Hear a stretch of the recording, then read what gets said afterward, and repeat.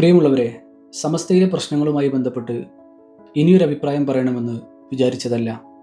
പക്ഷേ നാടുനീളെ അസത്യങ്ങളും കുപ്രചരണങ്ങളും നടന്നുകൊണ്ടിരിക്കുന്ന ഒരു കാലത്താണ് നമ്മളെല്ലാവരും ജീവിക്കുന്നത്. അതുകൊണ്ട് ചില കാര്യങ്ങൾ പറയാതിരിക്കാൻ നിർവാഹമില്ല. എന്താണ് നിലവിൽ സമസ്തയിൽ നടക്കുന്ന പ്രശ്നങ്ങൾ? വളരെ കൃത്യമായി പഠിച്ചാൽ നമുക്ക് മനസ്സിലാകുന്ന ഒരു കാര്യമുണ്ട്.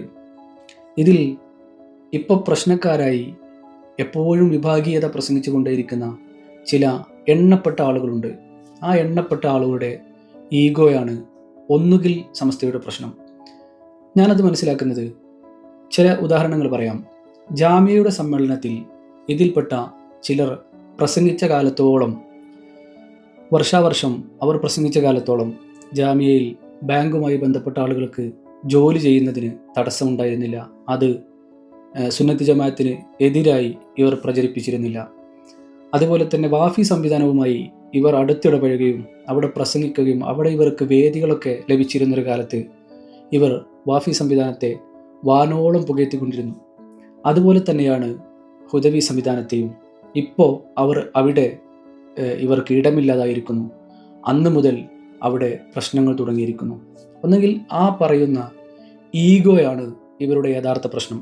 അതല്ലെങ്കിൽ ഇവർ ആരുടെയൊക്കെയോ കയ്യിൽ നിന്ന് മുസ്ലിം സമുദായത്തിൻ്റെ ഈ കെട്ടുറപ്പിനെ നശിപ്പിച്ചു കളയാൻ അച്ചാരം വാങ്ങിയിട്ടുണ്ടോ എന്ന് നമ്മൾ സംശയിക്കേണ്ടിയിരിക്കുന്നു. കാരണം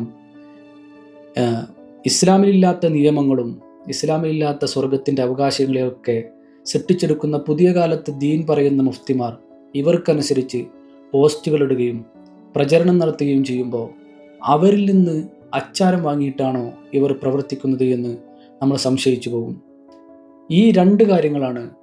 ഒന്നുകിൽ ഇവരുടെ ഈഗോയാണ്, അതല്ലെങ്കിൽ ഈ സംവിധാനത്തെ പൊളിച്ചു കളയാൻ ഇവർ ആരിൽ നിന്നൊക്കെയോ അച്ചാരം വാങ്ങിയിട്ടുണ്ട്.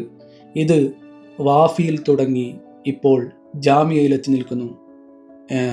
ഹുദവി സംവിധാനത്തെ ഇവർ ലക്ഷ്യമിട്ടുകൊണ്ടിരിക്കുന്നു, നിരന്തരമായി ആക്രമിച്ചുകൊണ്ടിരിക്കുന്നു. ഇങ്ങനെ നോക്കുമ്പോൾ സമസ്തയുടെ ചിറകുകളെ, സമസ്തയുടെ തൂണുകളെ നശിപ്പിച്ചു കളയുക എന്നുള്ളതാണ് ഇവരുടെ ലക്ഷ്യമെന്ന് നമുക്ക് വായിച്ചെടുക്കാൻ കഴിയുന്നുണ്ട്. എന്തു തന്നെ സംഭവിച്ചാലും ഞാനും എൻ്റെ ഓളും പിന്നെ തട്ടാനും എന്ന് പറയുന്ന ഒരു നിലപാടിലേക്ക് ഇവർ എത്തിയിരിക്കുന്നു. ഇവരല്ലാത്തവരെല്ലാം വഹാബികളാവുക, ഇവരല്ലാത്തവരെല്ലാം സുഹാബികളാവുക, ഇവരല്ലാത്തവരെല്ലാം സുന്നത്ത് ജമാഅത്തിൻ്റെ എതിരാളികളാവുക. അങ്ങനെ അവസാനം ഞാനും എൻ്റെ ഓളും തട്ടാനും എന്ന് പറഞ്ഞ ഒരു നിലയിലേക്കാണ് ഇവർ കാര്യങ്ങളെ കൊണ്ടുപോകുന്നത്. ഇതിൻ്റെ സത്യാവസ്ഥ ലോകത്തോട് വിളിച്ചു പറയുക എന്നുള്ളത് നമുക്ക് എല്ലാവർക്കും ബാധ്യതയാണ്. കാരണം ഈ കെട്ടുറപ്പിനെ, ഈ ഉമ്മത്തിൻ്റെ ഈ ഐക്യത്തെ തകർത്ത് കളയാൻ വരുന്നത് ആരാണെങ്കിലും അവരെ എതിർത്ത് തോൽപ്പിക്കേണ്ടത് എൻ്റെയും നിങ്ങളുടെയും ഒക്കെ ബാധ്യതയാണ് എന്ന തിരിച്ചറിവിൽ നിന്ന് ചില കാര്യങ്ങൾ പറയാൻ ആഗ്രഹിക്കുകയാണ്. തുടർന്നും ഈ വിഷയത്തിലെ ഓരോ കാര്യങ്ങൾ വെച്ച് ഓരോ വീഡിയോ ചെയ്യാനാണ് ആഗ്രഹിക്കുന്നത്. നിങ്ങളുടെ പ്രാർത്ഥന ഉണ്ടാവണമെന്ന് അഭ്യർത്ഥിക്കുകയാണ്.